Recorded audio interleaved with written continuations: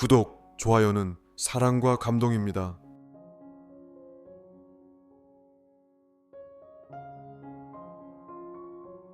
제목: 올림픽 성화 도난 사건.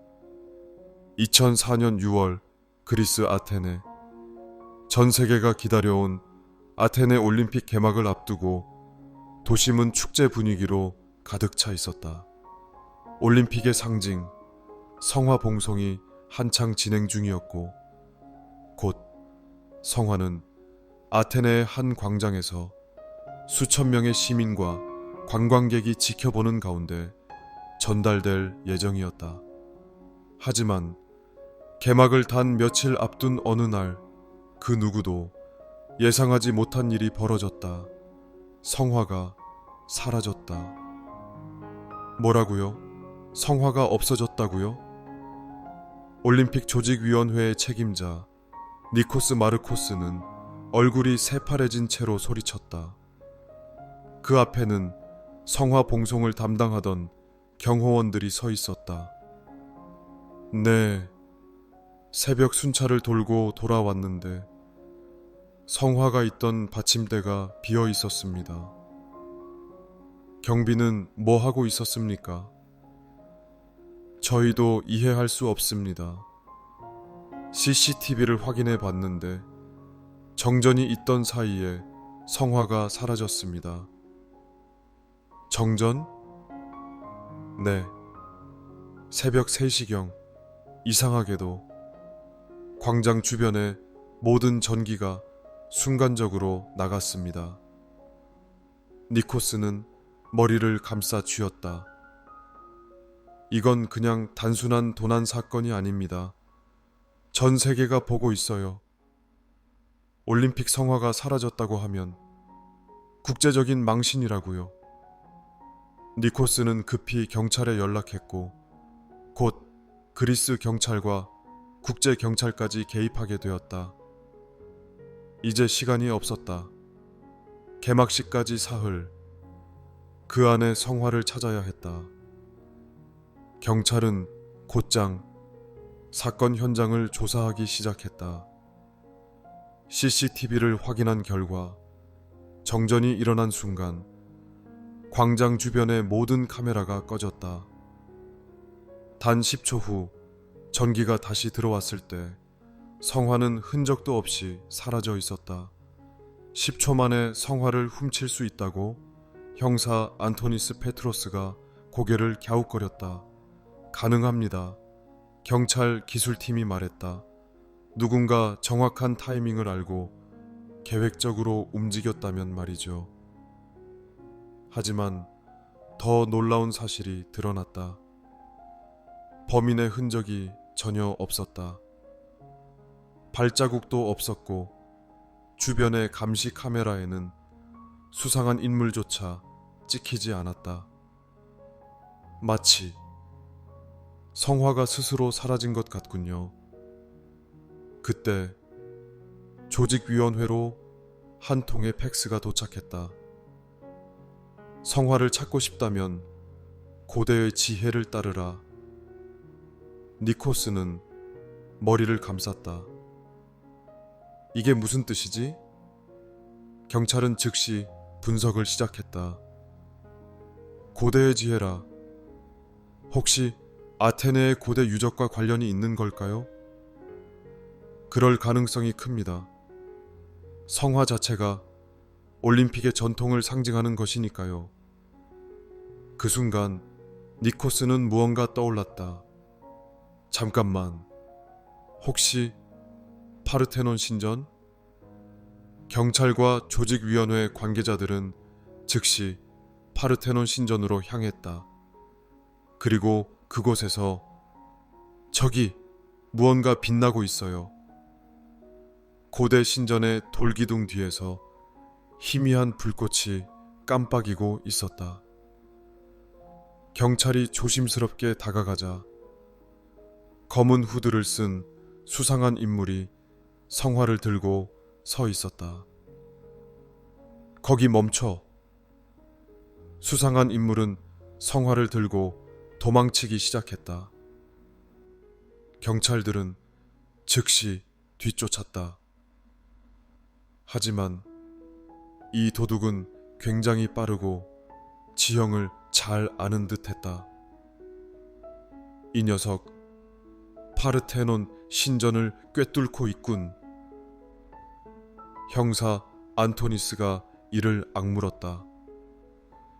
계단을 내려가고 골목을 지나고 좁은 통로를 질주하며 추격전이 벌어졌다.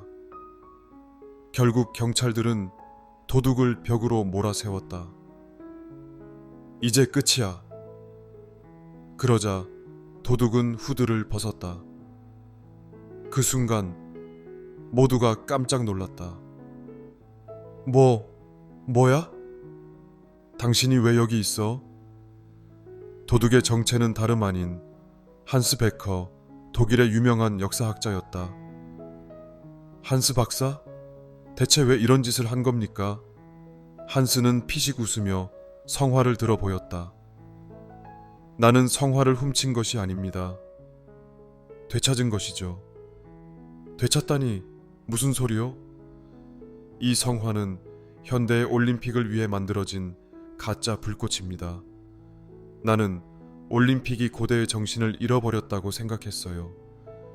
진짜 성화의 의미를 되찾고 싶었을 뿐입니다. 그래서 이 난리를 벌였다고요? 한스는 천천히 고개를 끄덕였다. 사람들이 올림픽의 상징을 진정으로 소중히 여길까? 아니면 단순한 이벤트로만 생각할까? 난 시험하고 싶었어요.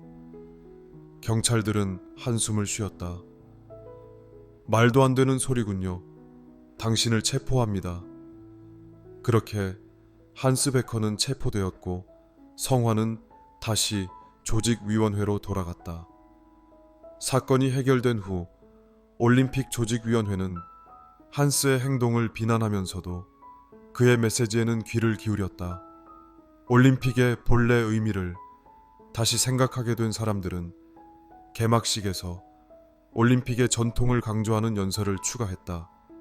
그리고 2004년 8월 13일 아테네 올림픽의 성화는 수만 명의 관중 앞에서 다시 타올랐다. 세계는 다시 불꽃을 바라보며 스포츠 정신의 가치를 떠올렸다. 성화는 사라졌지만 올림픽의 정신은 영원히 꺼지지 않는다.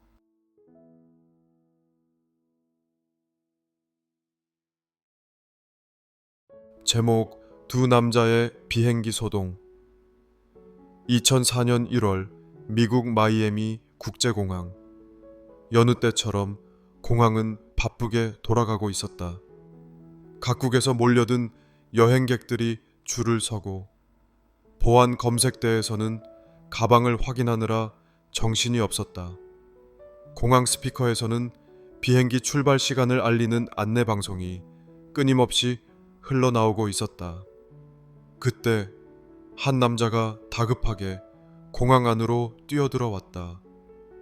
짧은 금발 머리에 약간 헝클어진 정장 차림. 한눈에 봐도 급히 뛰어온 티가 나는 남자였다. 내 비행기 놓치면 안 돼. 그의 손목 시계는 이미 출발 시간을 가리키고 있었다. 하지만 그는 아직 게이트까지 가야 했다. 그리고 그 순간 또 다른 남자가 그와 똑같은 속도로 뛰어오고 있었다.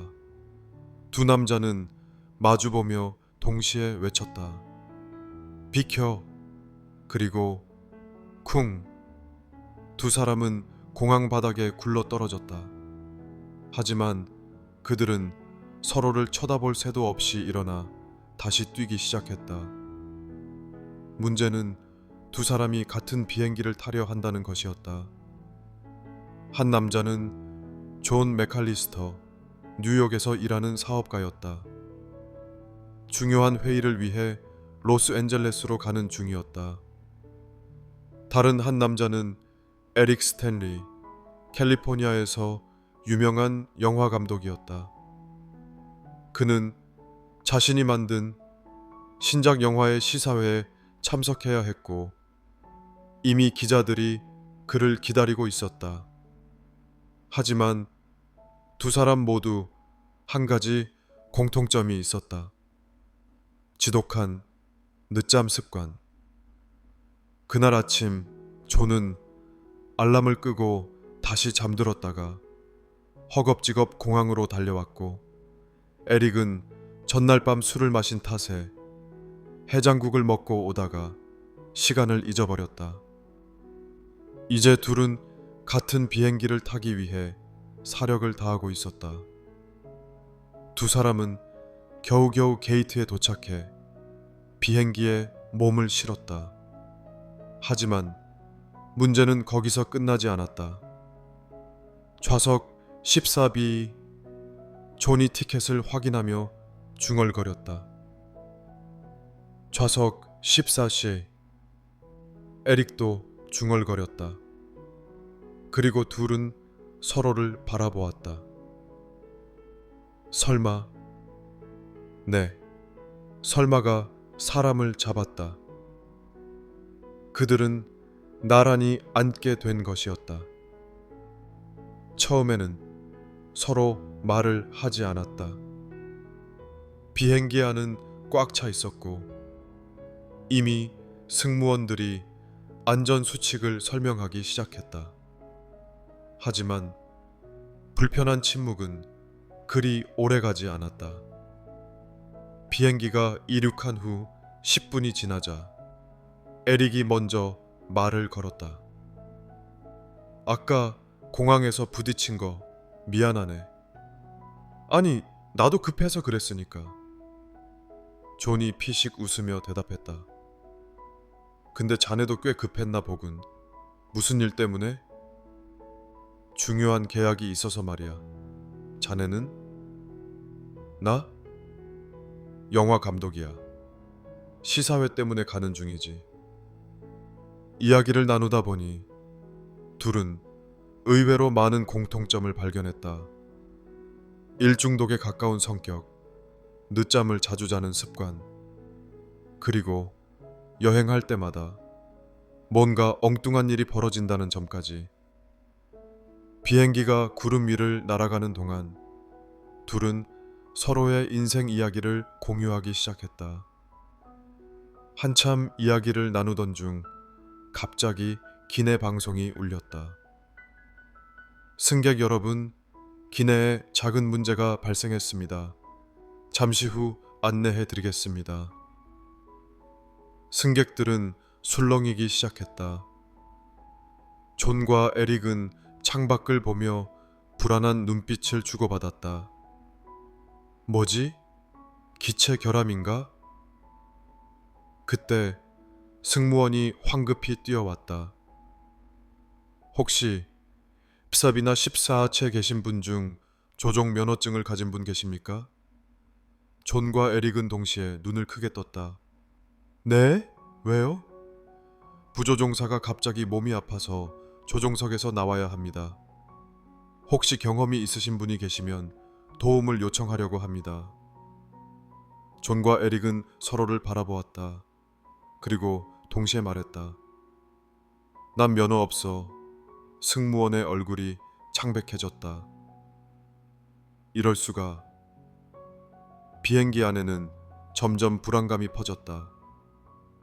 몇몇 승객들은 기도를 하기 시작했고 몇몇은 스마트폰을 붙잡고 마지막 메시지를 남기기 시작했다.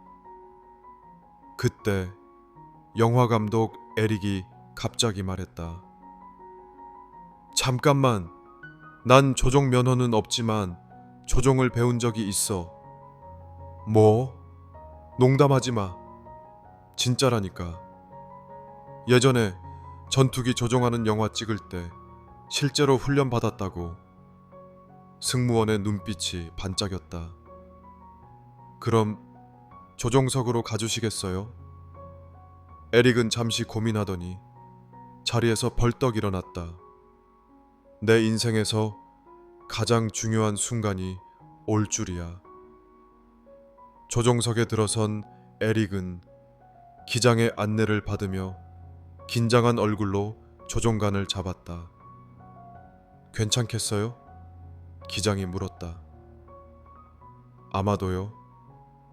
존은 바깥에서 이를 지켜보며 손에 땀을 쥐었다. 제발 무사히 착륙하길.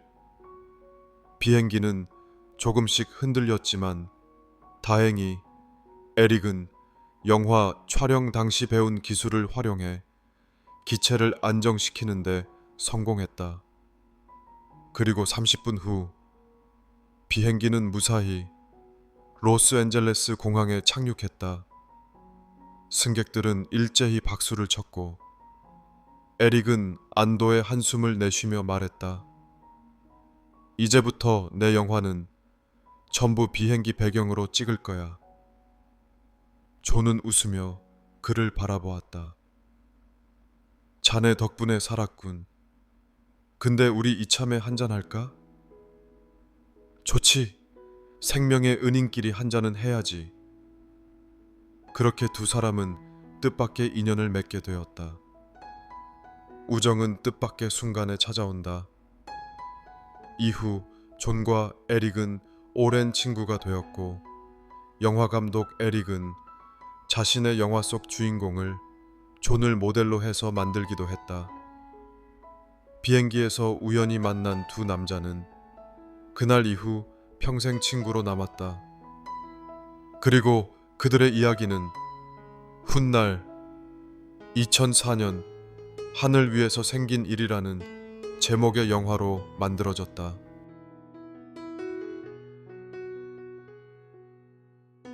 제목 괴짜 왕자의 유쾌한 일탈. 2004년 1월 영국 런던의 밤은 차가웠다. 템스강 위로 안개가 내려앉고 도시 곳곳에서 들려오는 자동차 소리와 사람들의 웃음소리가 어둠 속을 가득 채우고 있었다. 하지만 이 도시의 화려한 불빛 너머 한 왕자가 예상치 못한 대소동을 벌이려 하고 있었다. 그의 이름은 해리. 영국 왕실의 장난꾸러기 왕자, 자유를 갈망하는 젊은 청년. 그는 늘 엄격한 규율 속에서 자라났지만 오늘만큼은 모든 걸 잊고 평범한 청년처럼 즐기고 싶었다. 문제는 왕자가 마음대로 거리를 돌아다닐 수 없다는 것이었다. 그러나 그는 해결책을 이미 마련해 두었다. 이게 정말 괜찮을까? 해리는 거울 앞에 서서 자신의 모습을 확인하며 중얼거렸다. 그가 입고 있는 것은 다름 아닌 독일군 군복. 물론 장난이었다. 그는 친구들과 함께 코스튬 파티에 가기로 했고 누구보다 튀는 복장을 하고 싶었다. 누군가는 로마 황제 의상을 입었고 또 다른 누군가는 해적 복장을 했다. 하지만 해리는 조금 더 과감하게 가기로 했다. 이 정도면 아무도 내가 왕자라는 걸 못 알아보겠지. 그는 장난스럽게 웃으며 친구들에게 물었다. 친구들은 웃으며 고개를 끄덕였다. 완벽해, 해리. 어차피 그냥 파티잖아. 그렇게 왕자는 변장한 채 거리로 나섰다. 그는 단순히 친구들과 어울려 술을 마시고 춤을 추며 평범한 젊은이처럼 시간을 보내고 싶었다. 하지만 그는 자신의 작은 실수가 전 세계적인 화제가 될 거라는 걸 전혀 예상하지 못했다.